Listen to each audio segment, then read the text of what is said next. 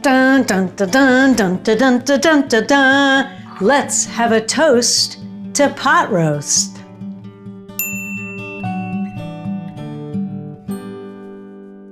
Today we're going to make a traditional pot roast. This was suggested by Gail Bolton, a fan of Dinner Party Tonight, and it's a damn good idea. We do take suggestions, please keep them coming. A pot roast. Everybody loves it. Basically, it's a homey, delicious, unctuous stew that's a piece. Instead of little pieces, it's one piece. So if you think of it that way, you can make any kind of pot roast in your imagining. We're going to make a pretty traditional one, kind of based on Ina Garten's company pot roast, but basically we're just making a deep, dark, delicious, yummy fall lump of meat. This goes in the oven for 2.5, 3 hours, 3.5, 4 hours, whatever you want, at a low heat. Can you leave the house? The answer is yes. Can you leave the house for an 8-hour workday?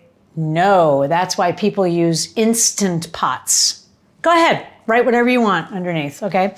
But I use the oven because I'll do it on a day when I'm not out for 8 hours. So let's make a pot roast to boast about.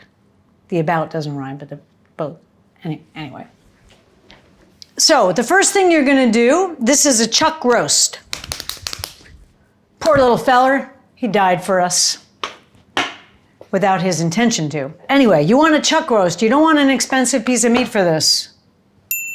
So if you used a fillet or like a tenderloin, what would happen is you would end up with a bullet, a lump, basically a rock. We use chuck roast because it has connective tissue and marbling. A cook is not judged usually on what they can do with a fillet or a foie gras or something. It's what you can do with a cheap piece of meat that makes you special. So this is a chuck. This is tied. This is from the incomparable Hudson and Charles. Kevin and Jay sold me this beautiful chuck roast. So the first thing we're going to do is season it all over excessively with salt and pepper. Then we're going to roll it in flour. And you'll see as we go why we're doing this. I have flour in here. I'm just going to move it to one side so that I can season this. Don't be scared about the amount of salt. Okay, guys? Salt and pepper today. I'm putting some in the bottom. It should look well crusted with salts. What this does is it seasons it, but it also kind of tenderizes it a little bit and prepares it for its bath, because these are like the bath salts for the beef. All right, now I'm gonna pepper it. Turning it over, peppering, and then the sides. Da da da da da da da da. All right, there we go, perfectly seasoned. Now, a little tricky poo. I'm gonna leave this for just 1 minute for the salt to melt a little bit. And I'm gonna tell you why, because it makes the flour stick. So I'm just gonna let this kind of sit for 2 seconds. Okay, so this has been sitting for just a few minutes. The interesting thing about pot roast, first of all, it's a crowd pleaser. Secondly, it doesn't take a lot of cooking effort. There's some prep effort. If you wanted to, you could probably serve pot roast for Thanksgiving. My cousin Paul got me an inflatable turkey, and I'm gonna bring it out at Thanksgiving. It's like a big balloon that you blow up in the shape of a turkey. Okay, here is my pot roast. I'm just gonna move it to the cutting board. Move this flour into the center. Now I'm gonna coat the living hell out of this thing, okay? I want it to be white as a ghost. And this makes a kind of crust. It also ends up thickening your stew, okay? So you want this to be really crusted. It looks pretty, right? As pretty as a dead piece of meat can look. Okay, so now I'm just gonna pick this up and take it over there and sear it in the oil. Hot pan, olive oil. That's right. So we're gonna put some olive oil in here, quite a lot. We're gonna kind of fry off that piece. Now this is already quite hot. So you see how the olive oil sheets This is an important lesson, guys. Hold on. Ready? Look. It comes down in a sheet. That means it's hot. There's no legs. See that? Here, I'll do it again. Sheets. Okay, this is just like in beef bourguignon. This is the only color that your meat is gonna get. So this pan is the whole pan. That's the only thing we're gonna use.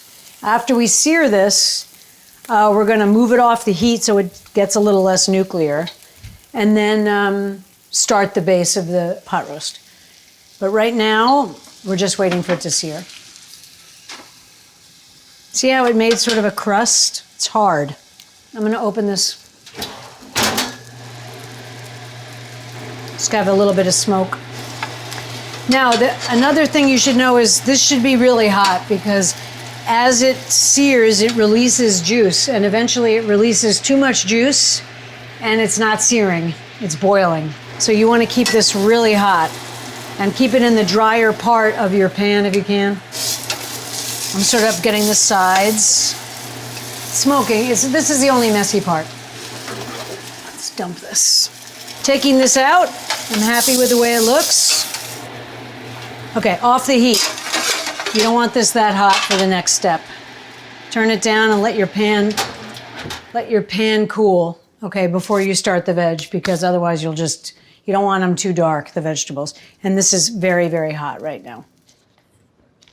Mirepoix, which is, as you know, the trinity: carrots, celery, onion. In this case, it's carrots, leeks, onions, and celery. I put the harder things that are more hard to cook in one container and the celery in the other container, even though this is gonna cook for 3 hours, so it's irrelevant.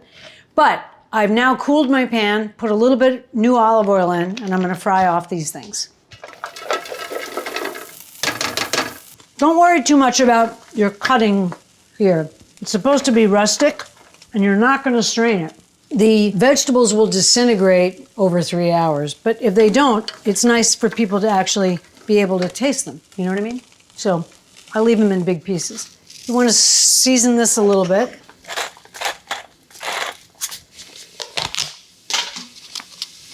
Celery, underrated. Use a big Dutch oven that has a lid. It already tastes good. Now you know, the dinner party tonight rule. If it tastes good raw, it's gonna taste good cooked. So taste, when there's not raw meat in it, taste it because you're creating the soul of your dish here. Preheat your oven to 320. If you don't want to leave this in the oven for some reason, you can cook this on the stove on the lowest flame, just like any braise, okay? The oven is more circular heat, obviously, and this is more bottom heat. But if you don't feel like putting it in your oven, you can certainly cook it on the stove. You don't want these to be brown, but you want them translucent. Now I'm gonna put in a can of tomatoes. These are the best, La Valle. I'm telling you, I've made a lot of dishes with these particular tomatoes. People always say that's the best sauce I ever had. Man, oh Manischewitz, is it good. In go the tomatoes. Cook it a little bit. Don't worry about them being big like that, it doesn't matter. Okay, I'm gonna taste this. Yum mania, yum mania, yum mania. Dun dun dun dun. What is that, Bonanza? Oh, you know the show I used to love? High Chaparral.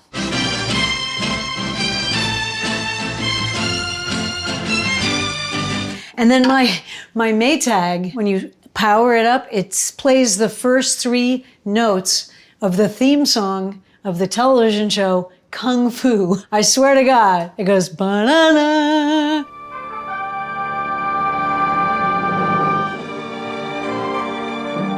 If you have a Maytag, check it out.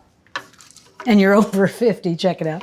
I'm gonna add some paste to keep it very thick and really nice, because we're about to put some wine in there. So we want to make sure we have body. Did I ever tell you guys I was so in love with the boy from The Rifleman? Have I told you that? When I was a kid, there was a show with Chuck Connors, the football player, called The Rifleman. It started with him, with the beginning was awesome. rifleman. And it was about this sharpshooter guy, right?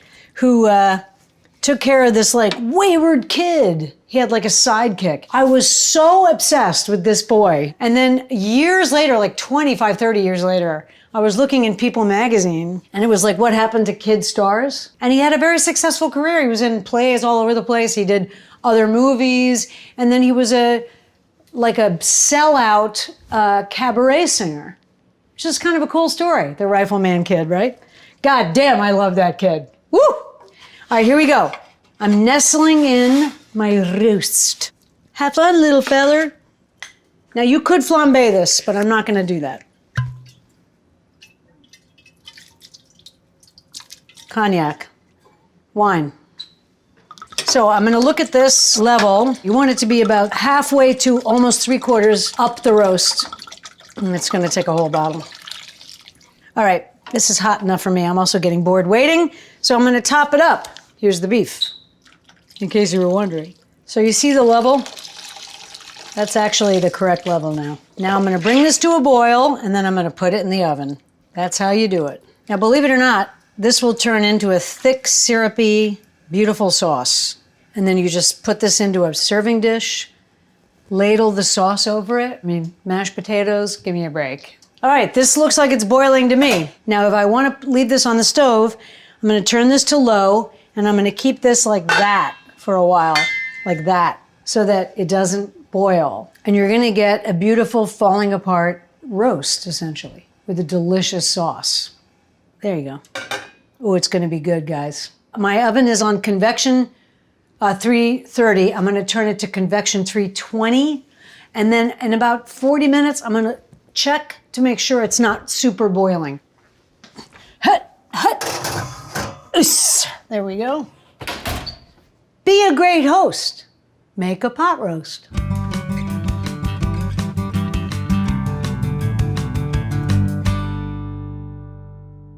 Here is the magic of television one, which you can see it's reduced to the most beautiful sauce. I probably won't serve it with that amount of sauce, but here's the roast, which was smaller to begin with. But look at the glistening glory of our roast de pot.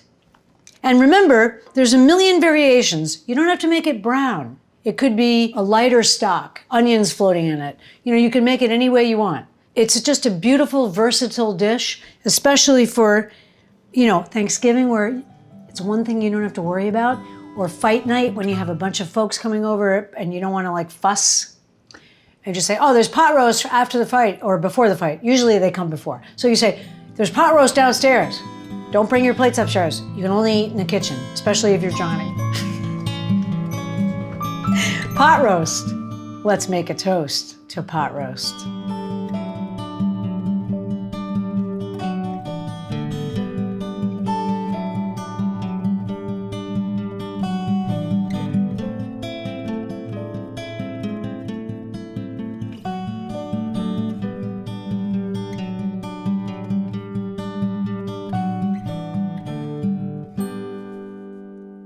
Yum mania, yum, yum mania, yum, yum mania, dun dun dun dun. What is that, Bonanza?